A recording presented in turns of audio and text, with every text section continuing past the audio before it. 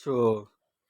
আরে আমি তখন থেকে আমার ফোনে যে স্ক্রিন ভিডিও রেকর্ডিং হয় সেটা আমি খুঁজেই পাচ্ছি না, একটু খুলে দাও না প্লিজ।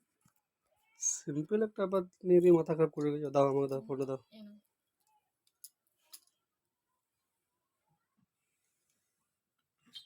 দেখো এখানে দেখো, এই ফোনে নোটিফিকেশনে যাবে। এখানে দেখো, এখানে তোমার স্ক্রিন রেকর্ডিং অপশান খুঁজে পাবে। এখানে যদি স্ক্রিন ভিডিও অপশান যদি না খুঁজে পাও, তাহলে তুমি এখানে যাবে এডিট টাইলস। এডিট টাইলসে গিয়ে দেখো এখানে থ্রি ডটস দেখতে পাচ্ছ, থ্রি ডটসে ক্লিক করবে। এখানে দেখো এডিট টাইলস, এডিট টাইলসে যাবে। এখানে তোমার যে সমস্ত নোটিফিকেশান রয়েছে এগুলো ছাড়াও তোমার নিচে আরও কিছু অপশান রয়েছে। হ্যাঁ, এখানে তুমি এখান থেকে স্ক্রিন রেকর্ডিং, দেখো এখানে স্ক্রিন রেকর্ডিং অপশান দেখতে পেয়েছো। এটাকে তুমি জাস্ট কল করে ওপরে নিয়ে যাবে।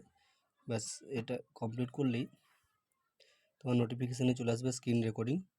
স্ক্রিন রেকর্ডিং ক্লিক করলে তোমার স্ক্রিন রেকর্ডিং, দেখো এখানে স্ক্রিন রেকর্ডিং অপশান স্টার্ট হয়ে গেছে। হ্যাঁ, এখান থেকে তুমি ভিডিও অন করলে স্ক্রিন রেকর্ড হচ্ছে। এখন দেখতে পাচ্ছ এখানে টাইমিং অলরেডি স্টার্ট হয়ে গেছে। এখানে আরও দুটো অপশান আছে।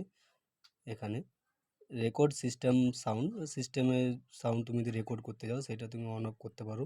রেকর্ড মাইক্রোফোন সাউন্ড, মানে সিস্টেম সাউন্ড বাদে বাইরে থেকে যে সাউন্ড আসছে সেগুলো তুমি অন অফ করে নিতে পারো নিজের মতো করে। হ্যাঁ, এখানে রেকর্ড সিস্টেম সাউন্ড আমরা করে রাখবো। স্ক্রিন রেকর্ড হচ্ছে, রেকর্ড যখন তোমার কমপ্লিট হবে এখানে টিক টিক করে দেবে। হ্যাঁ, রেকর্ড কমপ্লিট। দেখো তোমার গ্যালারিতে চলে আসবে। এরপর তুমি গ্যালারিতে গিয়ে দেখতে পাবে তোমার স্ক্রিন রেকর্ড হয়ে গেছে। দেখতেই পাচ্ছ এখানে। ওকে,